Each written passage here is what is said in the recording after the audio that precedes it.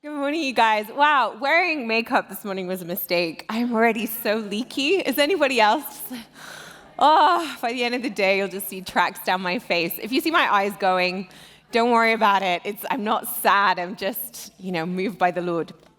Amen. Right? Did anybody walk in here this morning? I hope when you walked in that you just looked at the roses and you just thought about what that means last night. And, I just woke up this morning thinking, the Lord has more roses to give to us today, doesn't he? He has more roses for us this morning.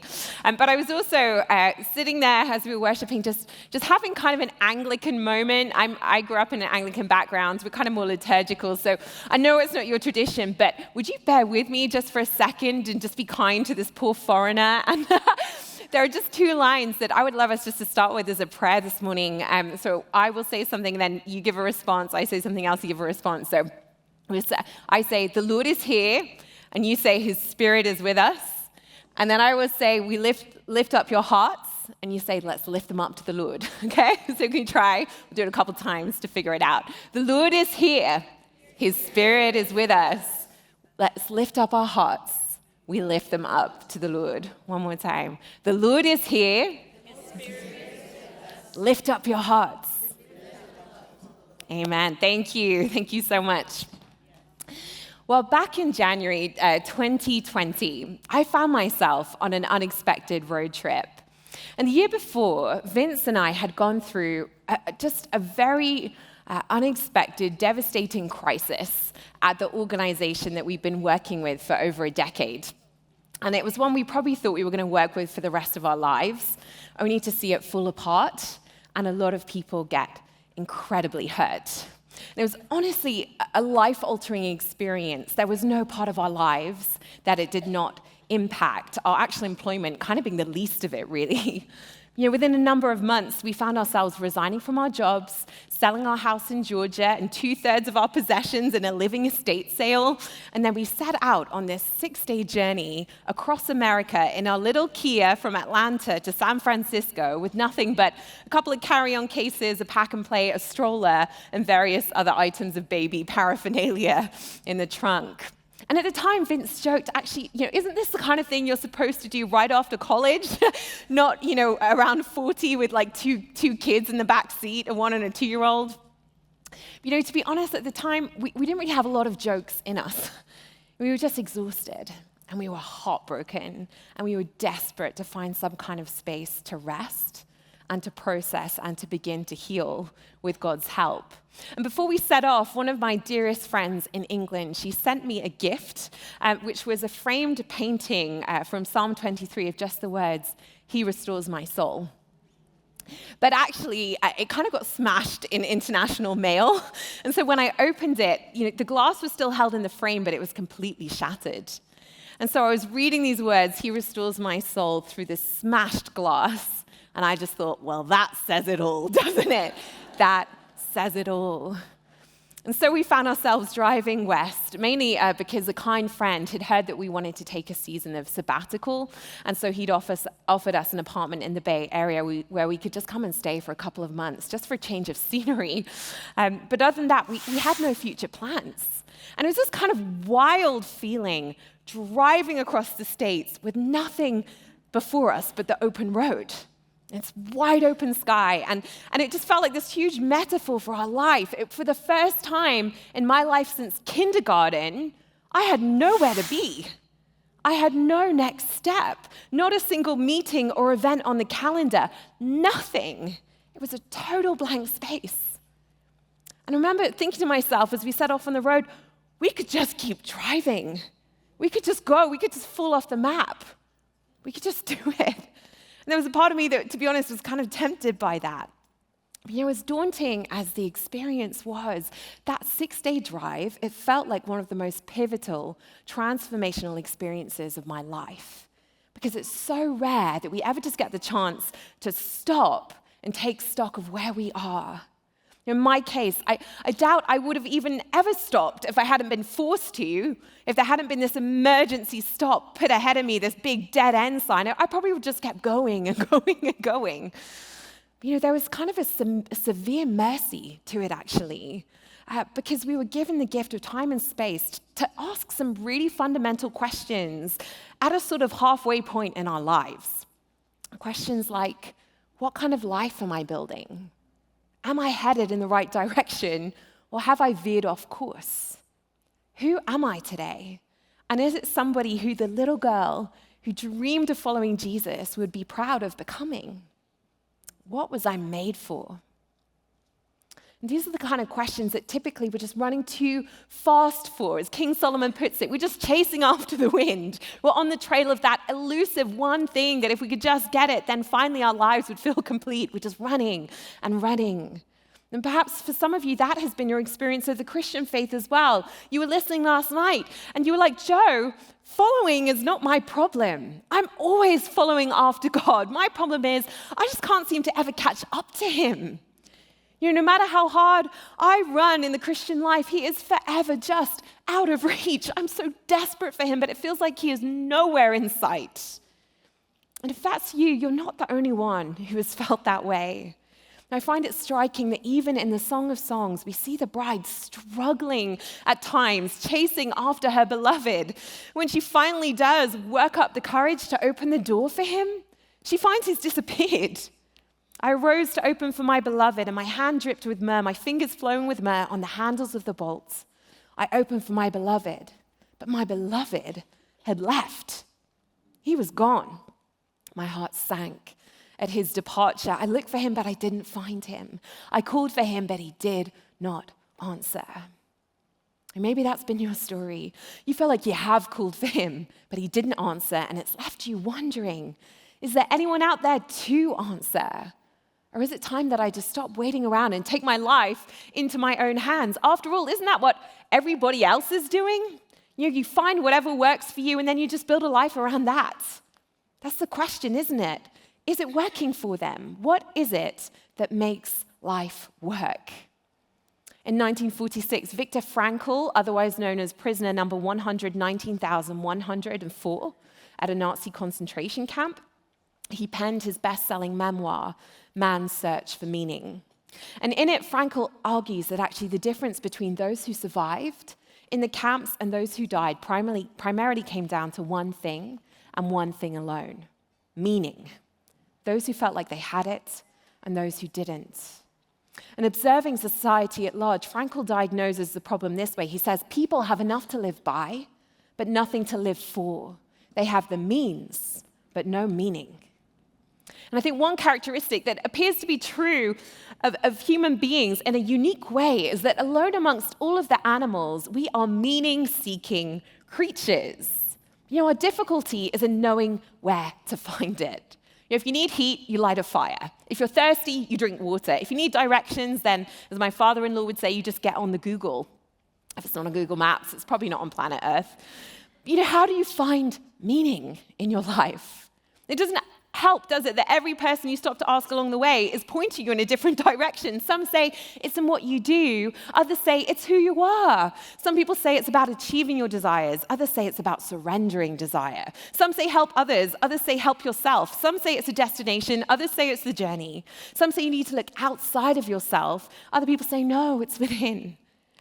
Whether you think meaning is something to be found within or without, in being or in doing, in striving or in letting go, the consensus seems to be that at the end of the day, it's up to you to determine what your life is about and to live accordingly. You and you alone are the arbiter of meaning in your life.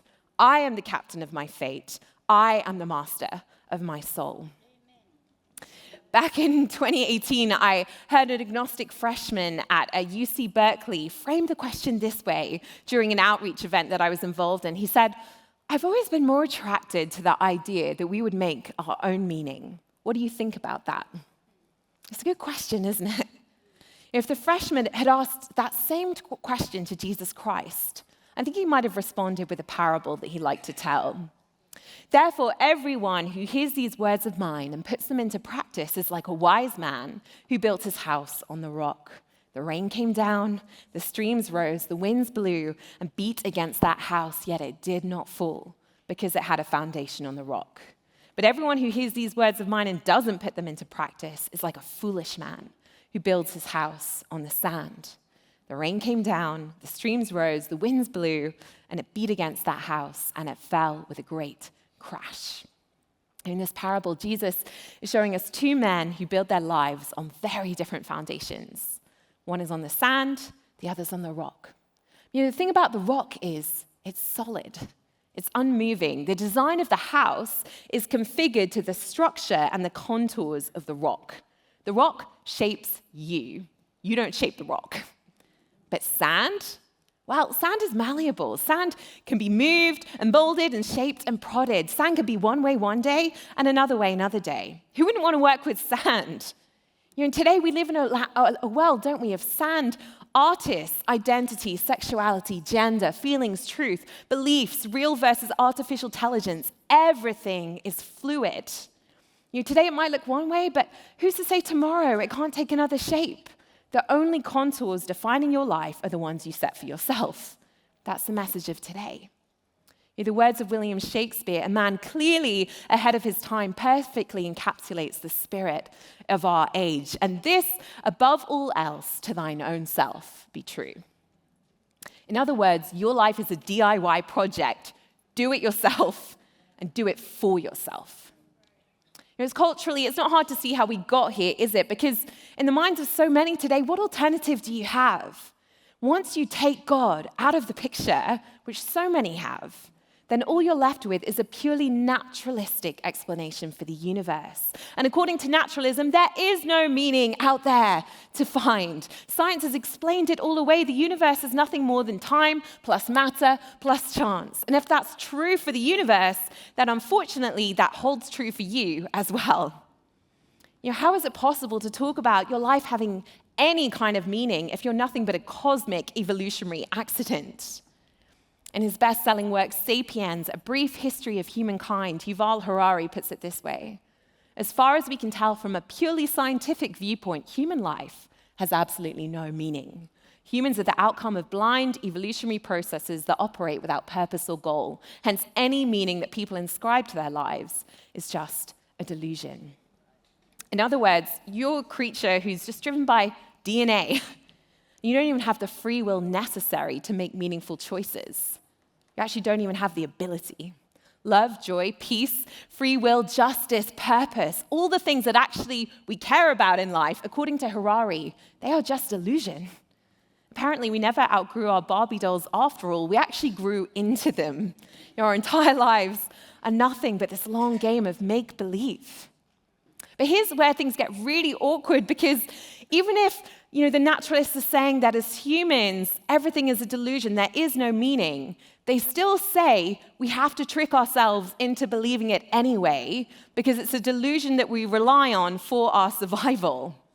It makes sense, doesn't it? If you don't find life meaningful, why stick around to see it through? In other words, we need to delude ourselves that our lives have meaning, because if we see them for what they really are, meaningless, we won't be motivated to live. In the words of the atheist Christopher Hitchens, it could be that all existence is a pointless joke, but it's not in fact possible to live one's everyday life as if this was so. The result of this kind of thinking is that people think there's no meaning out there to find, and so they wind up working so hard to come up with their own meaning, to generate meaning, to fashion something out of their lives that they can point to and say, see, my life meant something. I was worth something. But as we're relearning in the world right now, happiness is actually a lot more elusive than we first thought, isn't it? The pursuit of happiness is a really appropriate phrase, because we never arrive, do we? It's just a pursuit. And look at teen culture. There are so many ways to entertain ourselves today, more than ever. And yet all it seems to achieve is that we grow tired of pleasures quicker. We're just bored younger. As the famous hedonist Oscar Wilde once said, life cheats us with shadows. We ask it for pleasure, it gives it to us with bitterness and disappointment in its train. In reflecting on just how unhappy the pursuit of happiness has made everyone, Emily Esfahani-Smith, she argues in her recent bestseller, The Power of Meaning, Crafting a Life That Matters, that the real antidote to depression isn't actually happiness, it's meaning. And then she identifies what she calls 4 pillars of meaning: belonging, purpose, transcendence, and storytelling. And at first glance, those seem quite compelling to me. I mean, those resonate with us, don't they? All four of those things, we look at that and we think, yeah, I want that. I want those. Like belonging. It's incredible, isn't it, to belong to a family, especially an Italian-American family. I've discovered the first week that I met my mother-in-law, by day 3, she cornered me in the kitchen. She threw her arms around me for this huge bear hug. And she said, "Jo, you're like Miss America." And I never called any of Vince's other girlfriends that. High praise indeed. Thank you. Even within the best of relationships, is it fair to ask another person to carry the burden of anchoring your sense of meaning? To be a pillar to prop up your self-worth, bearing the weight of your world. I don't know if you've ever met someone whose entire life seems to revolve around somebody else. Sometimes it's a spouse, sometimes it's kids. But it's actually awkward and uncomfortable to see, isn't it? Because there's a sort of unhealth to it that ultimately leads to unmet expectations and resentment. What pressure do we put on another person in a relationship when we make them our sole reason for living? And what pressure do we put on ourselves when we have to spend our whole lives trying to convince somebody else that we're worth loving because we need them to need us or our world will collapse? And even if you're in a healthy relationship, even the ones that don't buckle under that kind of pressure, we're still left, aren't we, with that deep down sinking fear that one day you'll open your eyes and that person isn't going to be there anymore. Even love can't conquer death, right? One way or another, every relationship is headed for heartbreak. Our belonging comes with an expiration date. So perhaps we'd be better off building our lives on the pillar of purpose. Maybe purpose has a longer shelf life. Today's search for purpose, it often takes the form of social activism. Everybody has a cause. And some of those causes are righteous. Some of them are really good. But the trouble with putting your ultimate purpose in causes is that even the most just of causes rely on unjust causes. They rely upon the character and the conviction of fallible human beings. And those are some pretty shifting sands to build on.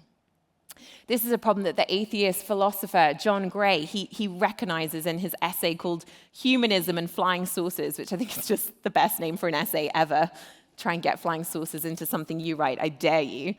But in it, he argues with brutal honesty that to put your ultimate hope in humanism, in the progress of humanity, is as irrational as founding a religion on flying saucers. And he writes this: civilization is natural for humans, but so is barbarism. And so for modern humanists, the solution is simple. Human beings, we've just got to be more reasonable in the future. But what these enthusiasts for reason have not noticed is that this idea that somehow humans are suddenly going to be more rational one day, it requires a greater leap of faith than anything in religion. Because it requires a miraculous breach in the order of things. The idea that Jesus returned from the dead is not as contrary to reason as the notion that human beings will one day in the future be different from how we have always been. I find that an astonishing statement, especially from an atheist. It's a greater leap of faith to ground your hope in the progress of humans than it is to put it in God. Why? Because how are we supposed to fix the world when we can't even fix ourselves? And fix it for what? If there's no ultimate purpose to life, if we're nothing but dying mammals in a dying universe that's only growing colder and darker, then frankly, why bother? You'll still die, they'll still die, no one will remember, no one will care. It doesn't mean anything to the universe. It's hard to have a purpose when you're saying that ultimately everything is purposeless.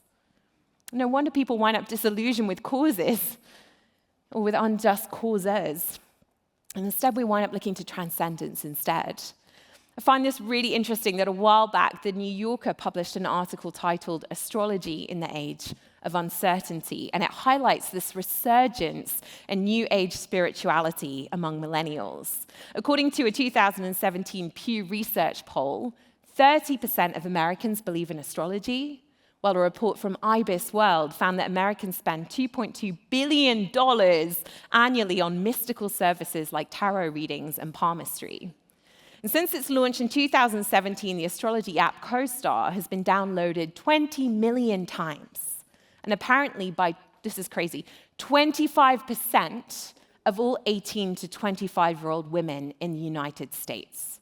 25% of 18 to 25-year-old women in the United States have the astrology app CoStar. What does that tell us about the rising popularity of the New Age? I think it tells us that for a generation that has constantly been told to take charge and to build your lives as a DIY job, only to suddenly find yourself in a world that feels like it's spiraling out of control, climate concerns, pandemics, global wars, inflation, fears around AI, heightened political division, misinformation on social media, anxiety disorders, and a loneliness epidemic. I mean, people are experiencing no stability to their life, and so they're grasping at straws. They may have rejected Christianity because they believe the cultural lie that it's harmful to be a Christian, and because they've been told that there's no meaning out there to find. But they're still desperately searching for a secure place in a grander story, the crystals or the universe. You know, whether it's the stars that we're looking towards, it's cold comfort, isn't it? Because they're never talking back. There's no response. And you know, I guess that a twinkling of light in the darkness, maybe that seems better hope than no light at all, but it's not much to go on, is it? And it's the same longing for transcendence that spills over into our human desire for storytelling. The award-winning poet Muriel Rukeyser, she once noted that the universe is made of stories, not atoms. We're storied creatures, aren't we? There's nothing we desire more than to be part of something bigger than ourselves. It's why we're so often motivated by activism, because we want to play a part in a grander story, don't we? We want our lives to have stories to tell. And we want them to testify, that we've lived, we've achieved, and that we meant something once. We all want to mean something once, don't we? And yet for all of those heroic stories, for all of those stories of triumph and overcoming, how many more end in defeat and tragedy? A few years ago, I was speaking at a formal event at a women's country club. Actually, it was a Dallas country club, but it was a women's event. And it was this event where every single woman there, they just looked so put together and so fantastic. And it was easy to look out on this room full of women who just were, you know, they had hair up to here, they were gorgeous. But I just looked at them, and it was so easy to assume, well, their lives must be perfect. Their lives just must be perfect. So it's kind of something of a shock when, at the end of my talk, as we moved into the Q&A, a woman immediately stood up, and she said into the microphone, "Joe, you're speaking about human trafficking as if it were an international problem. But I was trafficked here in the city of Dallas for over 20 years, and the people who put me into it were my own parents." And then later on, she rolled up her sleeves to show me the rope burns where she'd been tied up, and to show me the cigarette, marks where people had just put them out on her, and then, the scars where she tried to take her own life. And then after she shared that, she said, "What does the church have to offer somebody like me? What does the church have to say to somebody like me?" If building the story of your life requires you to be the lead character in a heroic story, that is a really exclusive plot of land, and it's reserved only for the most fortunate. Most people do not have that luxury. We don't get to be the hero. And if our lives are based on nothing apart from the stories that we have to tell of all the good times we had, then ultimately all we will ever amount to are the things that other people have done to us and the things that we've done to ourselves. That's rarely a story that ends in happily ever after, is it? In these words attributed to the American writer Henry David Thoreau, most men lead lives of quiet desperation and die with their song still inside them. Belonging, purpose, transcendence, storytelling. Each one of these are significant components of what makes a life. But are these pillars strong enough to prop up a life, even when the storms come? My husband met a student a while back called Dylan, who commented that life is like a movie, but the problem is the credits never roll. You think that you're finally going to resolve things and it'll all get tied up in a perfect bow, but then suddenly something else just comes along, doesn't it? That thing is resolved, but then the next problem comes. Dylan's language, it sounds a lot like the Greek myth of Sisyphus. Sisyphus, who was doomed by the gods to spend his days just rolling this giant boulder up a hill. Oh, thank you so much. Only for it to roll back down again and have to start all over again. That was his life. It was described as a life of never-ending defeat. And one of the earliest proponents of this make your own meaning movement, oh, there we go. I think that did it. The 19th century atheist Bertrand Russell, he called this act of building your own life without any reference to God a free man's worship. A free man's worship. If you don't have God, you're free. You're a free man to worship. But according to Russell, in order to experience this freedom, we first had to accept that man is the product of causes that have no prevision of the end they're achieving. In other words, you're a random accident. And that man's origin, his growth, his hopes and fears, his loves and his beliefs are the outcome of accidental collocations of atoms.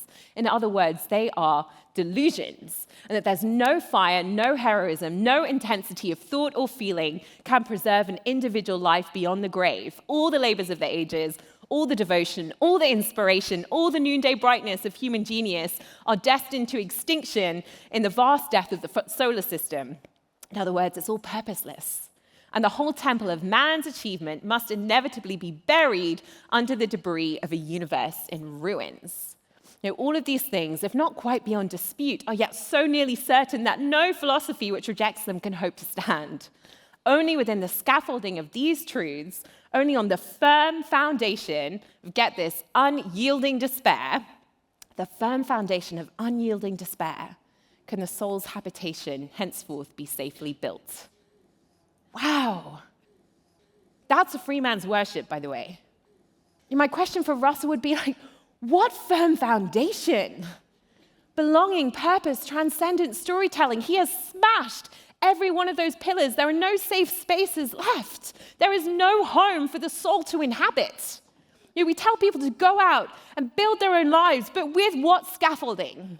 We've left them with nothing to build with and no ground to stand on. Russell is calling this freedom, but freedom at what cost? The French existentialist Albert Camus once commented that the literal meaning of your life is whatever you're doing that prevents you from killing yourself.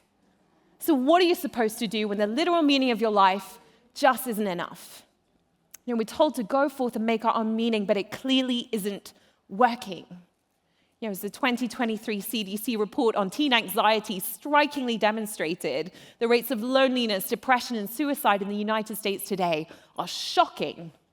And tragically, we're seeing generation after generation becoming all too familiar with unyielding despair. There is no firm foundation at all. It is crumbling sand. I stand amid the roar of a surf-tormented shore, and I hold within my hand grains of golden sand, how few, yet how they creep through my fingers to the deep, while I weep. Oh God, can I not grasp them with a tighter clasp? Oh God, can I not save one from the pitiless wave? Is all that we see but a dream within a dream? Is it all just a dream within a dream? It's Edgar Allan Poe encapsulating that desperation of so many, this desperation of spending your life building sand castles out of sand, only to watch the storms of life roll in and wash them all away.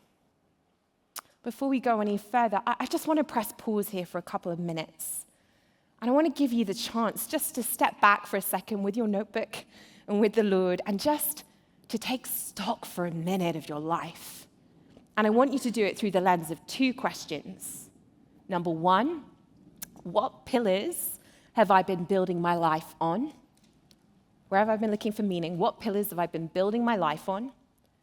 And number two, is it working? Is it working? Just spend a few minutes just reflecting on that. You can write it down. You can just pray if you want, whatever is comfortable to you. But we're just going to spend some time on those two questions. Where am I finding meaning, and is it working? I actually asked the Lord before I came here, Lord, I want to do this conference in weakness. So I feel like this is an answer to prayer that I'm coughing on you this morning. But we live in a world, don't we, that tells us you are all you have. There's nowhere else to look. You are all you can count on. So your best bet is just to cross your fingers and hope you don't get flattened by the boulders that come running down the hill. My friends, What a soul-crushing lie that is, isn't it? A lie that warps the very essence of who we were made to be. A lie that makes us feel naive and childish for longing for something more solid to stand on, longing for a life that won't fall away like sand collapsing beneath us. What if it's possible that that longing that you have within you is not a lie, but it's the truest thing about you? What if meaning was not something that you made, but something that you were made for? According to Christianity, it is completely natural to have desires that nothing in this world can satisfy, because you were made for a life greater than anything this world has to offer. No matter how we feel constantly disappointed, no wonder that we're feeling this way as a culture, as a generation, because there is this profound mismatch between what we are settling for and what we were meant to live for. It's not that we've aimed too high, we've aimed way, way, way, way too low. Belonging, transcendence, purpose, storytelling.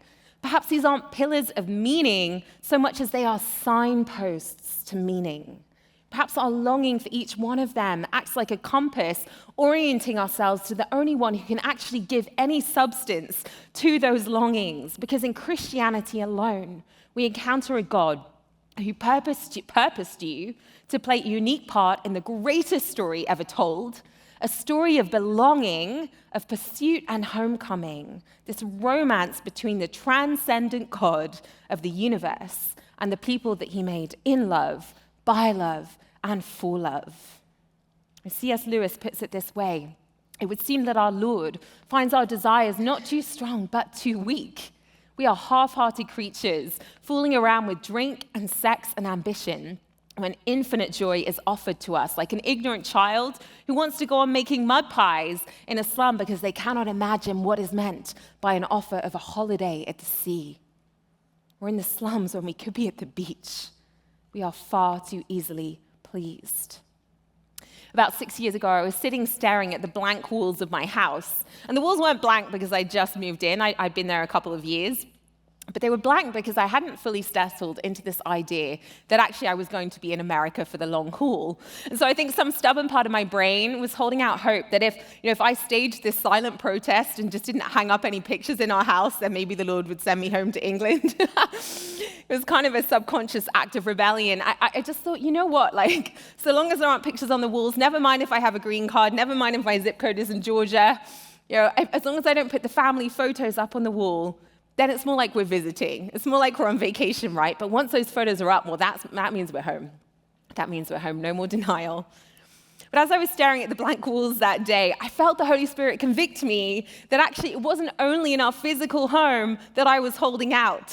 Spiritually, I was leaving some walls blank as well. And he challenged me with the question, Joe, when are you going to start inhabiting your faith? When are you going to stop acting like a visitor, always with one foot out the door, afraid to dirty up the furniture like you're a guest, and actually settle in and make yourself at home? Perhaps that resonates with some of you as well, that yes, outwardly, everyone looks at your life and yeah, she's building her life on Christ. You live in the right spiritual zip code. A sign on your door says Christian. It looks so good.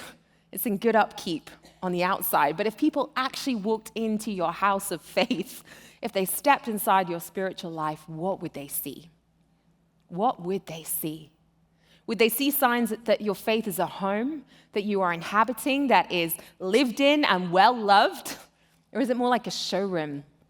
Just how bare are the walls? Begs the question, why, doesn't it? Why do we hang back like guests instead of really making ourselves at home?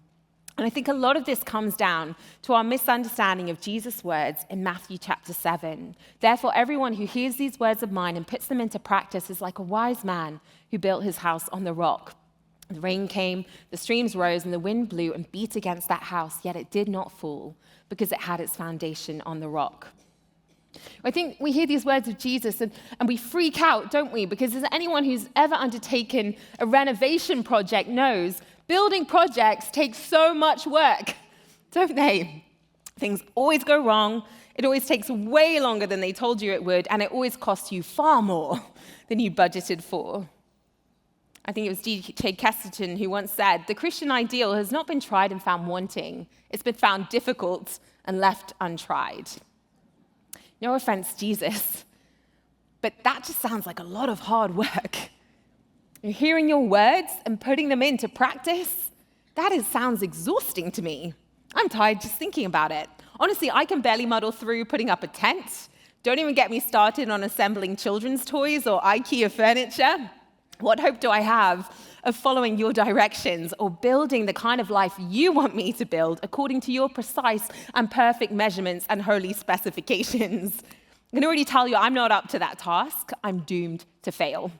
And so, to be honest, I'd rather camp out here in my shabby tent on the sand and get soaked, because then at least I'm making myself miserable, rather than have to face your disappointment as well as you kicking me out of the house for doing a poor job. And then I'll be right back where I started anyway. I'll be on the sand. So I might as well stay here. That sounds too hard. But I think, when we read Jesus' words that way, we have fundamentally misunderstood him. Jesus isn't giving us random instructions to follow as some sort of arbitrary test to see if we can take direction before he determines whether or not we are worthy to share a life with him. He tells us to put his words into practice because it is in the living out of those very words that we actually find the life that we were looking for all along. The life, it's actually in his words.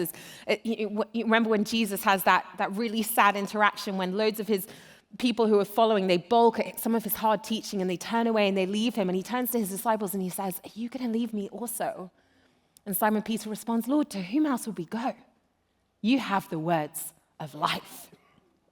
Your words are not a hurdle for us to jump over before we can cross the finish line and then actually find what life. Your words literally are life. When I hear what you say and I put it into practice, I come alive.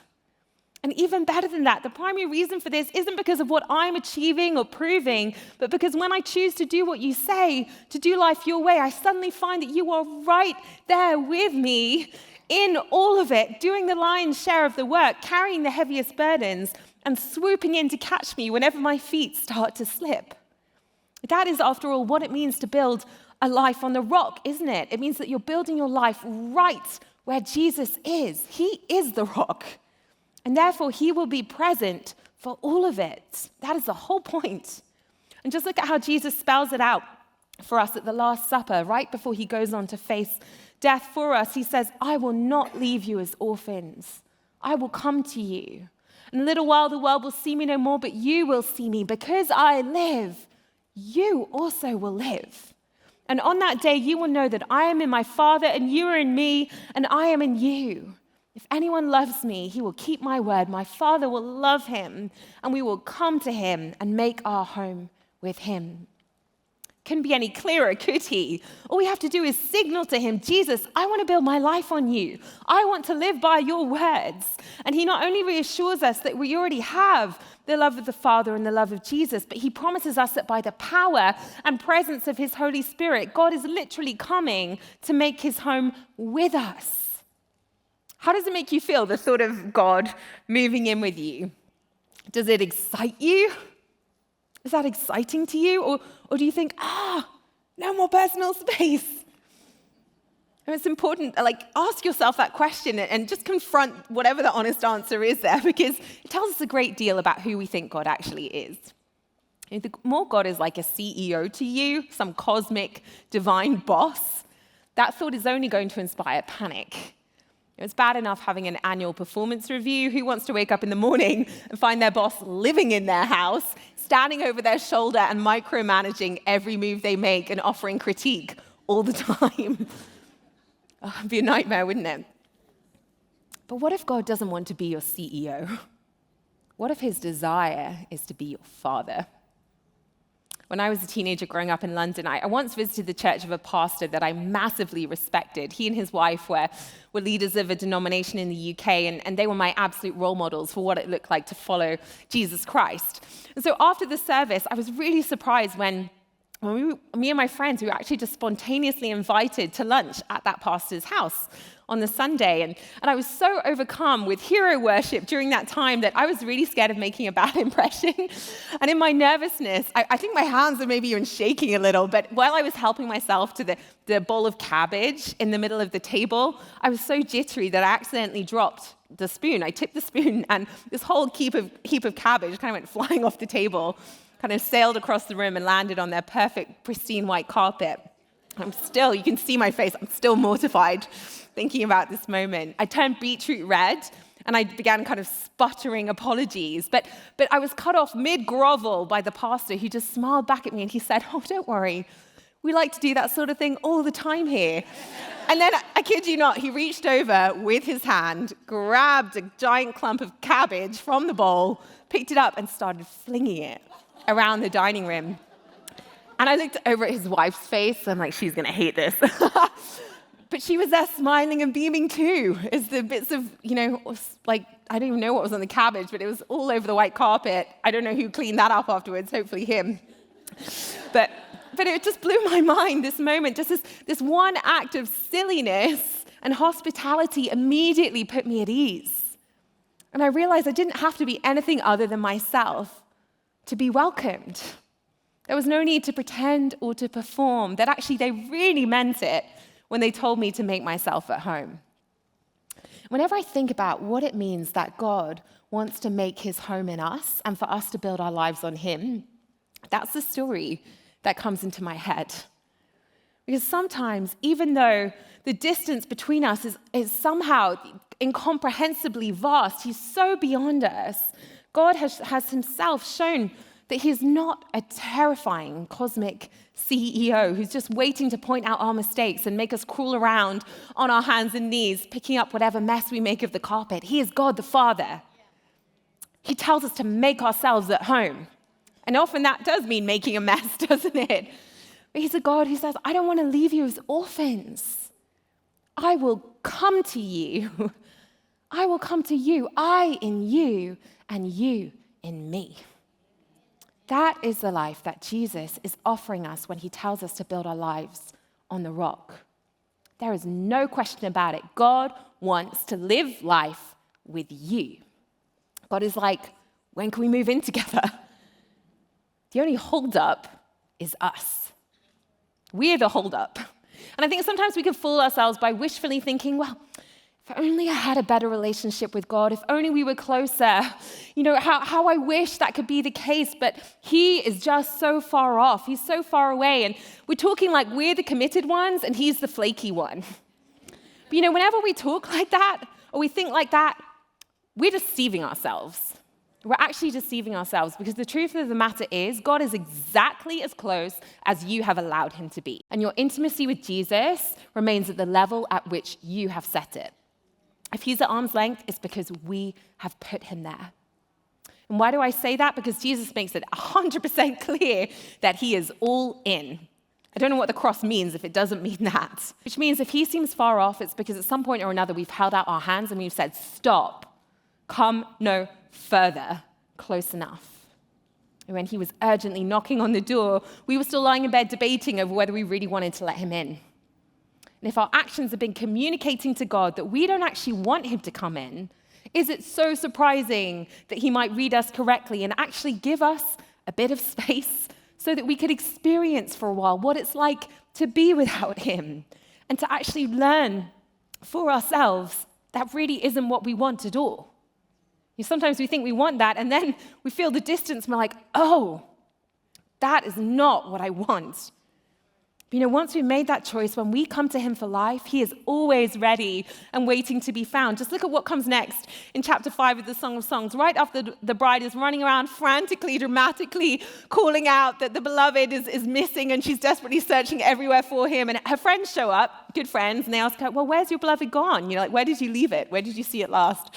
Most beautiful of women, which way did your beloved turn, that we may look for him with you? We'll help him find you. Where is he? And then what she says right away, she says, oh, my beloved has gone down to his garden, to the bed of spices, to browse in the gardens and to gather lilies. I am my beloved's and he is his. He browses among the lilies. How classic is that, right? Like, how classic. Here she is running around and she's bemoaning her situation and crying out, I can't find my beloved. I'm calling out and he's just not here. How could he leave me? And then as soon as her friends say, well, where is he? She's like, oh yeah, he's in his garden. Like, what? Like, what's with the melodrama, people? Like, the moment she pauses for a second to think about where he is, instead of just panicking, she knows. She realizes she knows where he is. He's where he always is. He's going about the work of making all things new. That's what he does. That's where God is. He is always in his garden. He is planting, watering, pruning, nurturing, growing life. He hasn't abandoned her. He hasn't given up on her. He's just as much hers as he ever was, just as he claims her as his. But he's just getting on with the work of growing their garden because he's invested enough in their life together that he keeps on planting and weeding and working, even when she's having an off day and lying in bed being like, I just can't be bothered today. At the same time, he doesn't put himself beyond her reach, does he?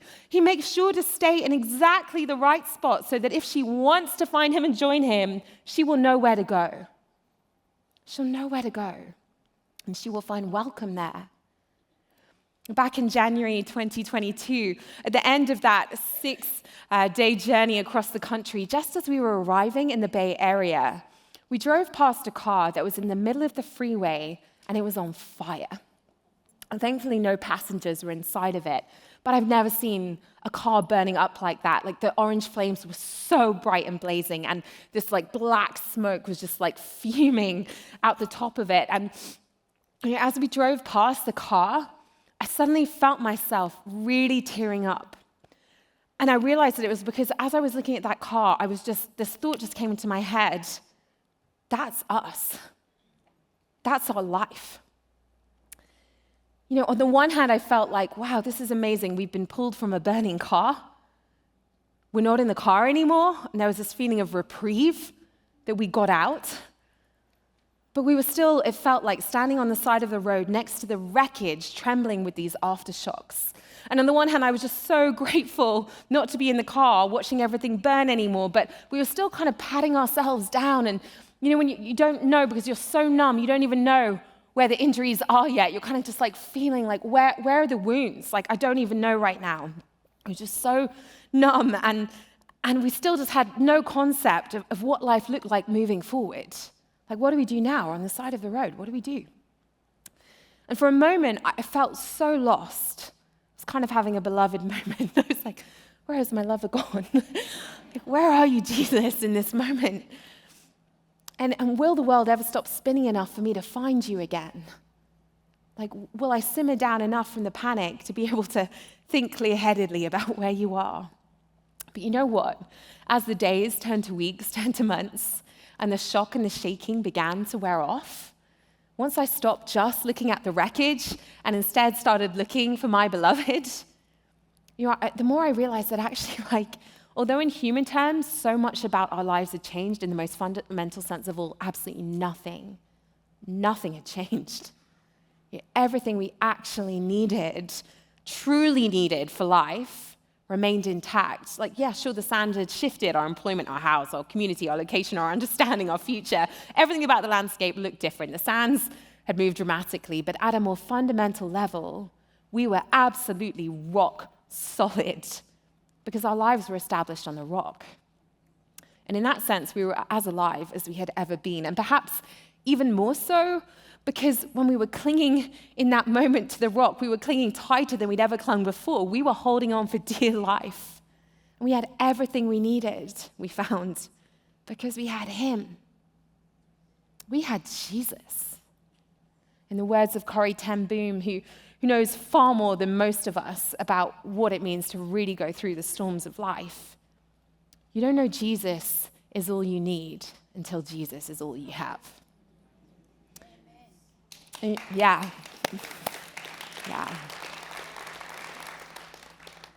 And I know, yes, yeah, that's right. Anyone else been there? Raise a hand if you've been there. Yeah, that's right, isn't it? And I know that there are people in the room here today who, you've lost more than I've ever lost. And you've been pounded by storms that I have never had to endure.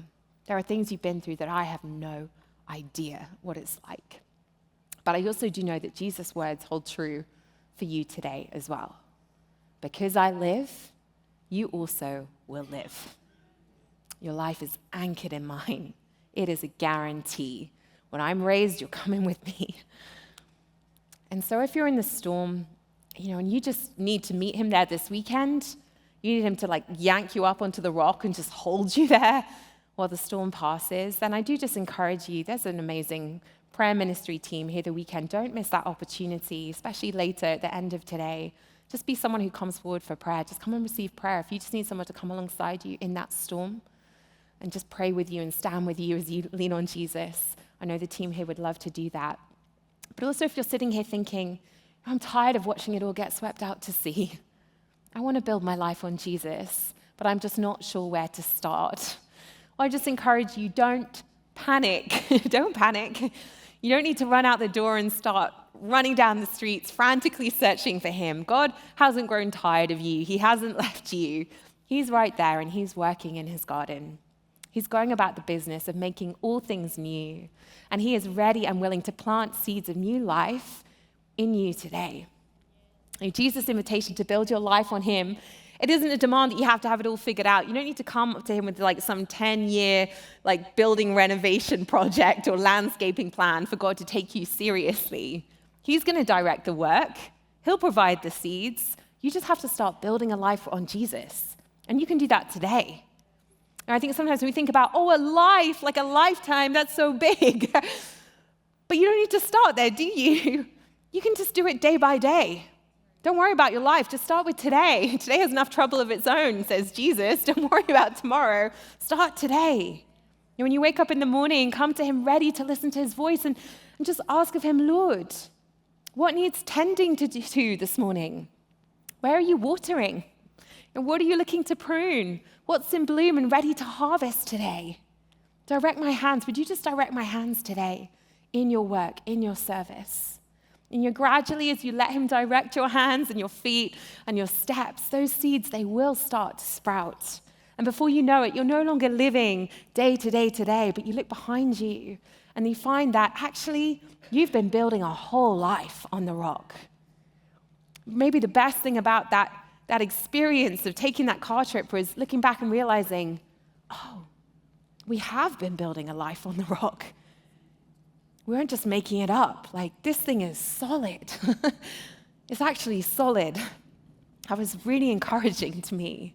The author Annie Dillard puts it, how we spend our days is, of course, how we spend our lives. Whatever you do with your days, that's what you do with your life. We sometimes think about, one day I'll get to it. One day I'll start living my life. No, that's today. There is no life but today. You don't ever live in tomorrow. Yesterday is gone. You only have today. So live your life. Just live your life.